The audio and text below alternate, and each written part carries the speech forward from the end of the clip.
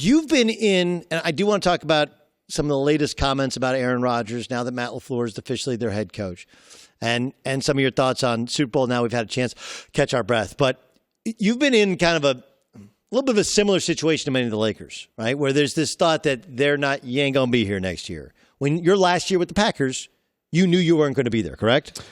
I did. I had a great idea that I wasn't going to be there, but it's one of those things where you have to be realistic with yourself. You have to be honest with yourself. Obviously, understanding my value to the team, I didn't want to overstate my value or overthink that I was so valuable or such a vital piece to their success that I wouldn't be moved on from. But having said that, like when you know that there's a chance that you will not be in that uniform or there's a possibility, your mind wanders. And it's not so much about what everyone else is saying. It's about trying to mentally stay locked in where you are and not look at what the future is because you have no idea what that future looks like. For me, my time in Green Bay, I wanted to stay there. Like most of these Lakers, they want to be a Laker. Yeah. Like they wanted to be a Laker before LeBron came. They want to be a Laker after LeBron came. They want to be champions, and they feel like they are doing their best to do that. But if someone else controls your destiny, you have to be real with yourself and say, you know what? Am I doing enough? And in Lonzo Ball's case, I'll use him as an example. My last year in Green Bay, I got hurt. So mentally, that even weighs on you. Now you're questioning yourself. Man, I'm not out there. I'm not able to prove that I'm an asset to this team, that I'm valuable to this organization or to any other organization for that matter. So there's a lot of things that go on in a young player's mind. I'm not really exactly sure what the positive outcome his dad thought he had by coming on this show and other shows yesterday. That's not. I don't get it. Doesn't help Lonzo. Doesn't hadn't been healthy a whole year yet. The organization's kind of bought into him, and that's doing more harm than good. But how hard is it to perform when you have that carrying over, you have that weighing on your head? Like I think there is the assumption out there, and sometimes I have that, which is, hey, if you're in a contract year, and some of these guys aren't in contract years anyway, but you're in a contract year, you think you're going to go elsewhere next year.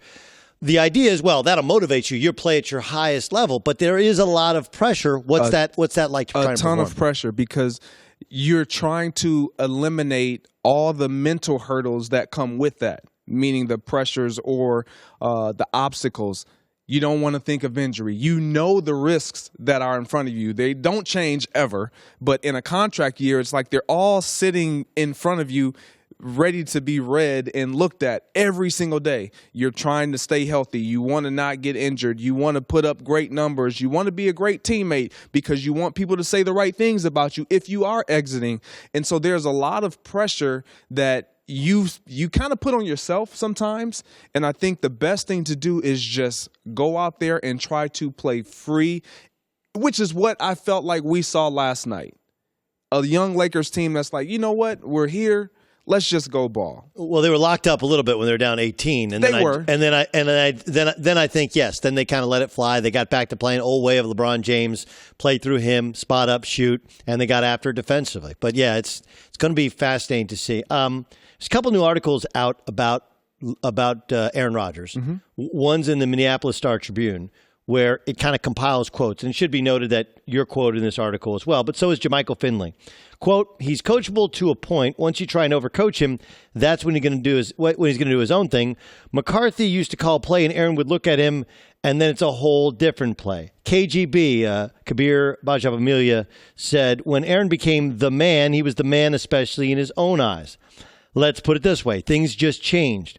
With everything Brett accomplished, you'd think he'd be a little bit more arrogant. He was actually more humble. I felt that Aaron was a little bit more arrogant. And then there's Jeff Janis, another former wide receiver and teammate of yours. Mm-hmm. I think positive reinforcement works a lot better than negative. It can tear you down and break you as a player. You can be a really good player and just keep doing stuff to them. What's your take on this recent series of quotes, most of them negative in regards to 12? Well, first, I was gone before Jeff Janis got there, but for me, it's all real. It's all real. And what people have to understand is that these are guys that have been in the locker room with Aaron Rodgers. Some both with Brett Favre and Aaron Rodgers, obviously. But when I look at the situation, and I mentioned on Undisputed a quote that he had, change is tough at first, but it typically works out in the end.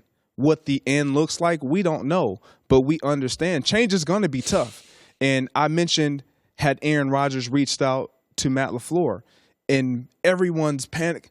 Oh, they have communicated. I understand they've communicated. Yes. But from a player's perspective who holds all the cards in his hand, I want to know, am I important enough that you're going to reach out to me? Because in my opinion, Matt LaFleur is going to dump everything into this organization that he possibly can. We know that. He wants to be successful. Aaron Rodgers wants to win. But is he willing to give up and tear up this narrative of someone who doesn't manage relationships well, can be hard to grow with and partner with? Can he eliminate that narrative by, reach out?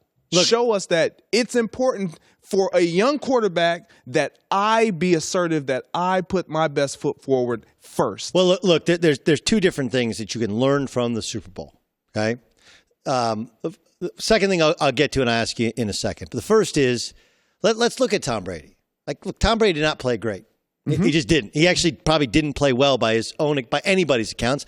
And he should have thrown 3 interceptions in the AFC Championship game. Now, he was great on the last drive, on the touchdown drive, which gave them, but they didn't win that game because of Tom Brady. They won it because of the game plan, the defense, and they did just enough running the football to put him in position to have Tom Brady make great plays on one drive, right? But if there's a lesson to be learned is, at some point, there's got to be a sacrifice of ego for the betterment of the team. Brady has sacrificed financially, however much he can, as opposed because his wife's rich as well. He still has sacrificed, and he's sacrificed his ego enough to where they've become a power-running football team. And I know he's at a different stage in his career, but is there a chance that Aaron Rodgers, though he has some personality quirks, he's also a pretty smart guy?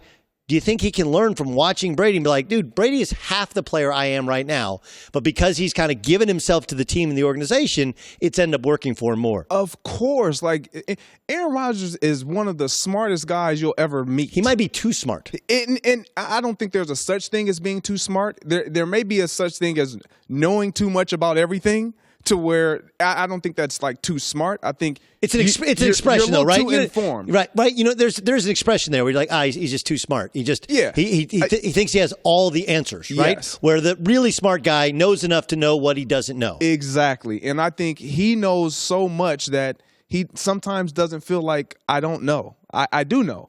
But when you look at Tom Brady, it's not that he sacrificed his ego. He learned how to manage his ego. That's a great way to put it. I know how great I am. Aaron Rodgers understands how great he is and the asset that he is to that organization and how valuable he is. But more importantly, we haven't been able to get it done with just me doing it this way. If I am willing to, you know what? Let me take a note page out of Brady's book and say, let me dial it back. That doesn't mean dial back your play. We still need all of that. We still need you to be fiery. I still need you to kind of get on guys. But let me look at me a lot of times and say, you know what? I can be better and mean it. Hi, everybody. Thanks for watching. Subscribe here to get the latest from the show. Also, be sure to check out more of the best clips from The Herd or go watch a few segments from other shows on FS1.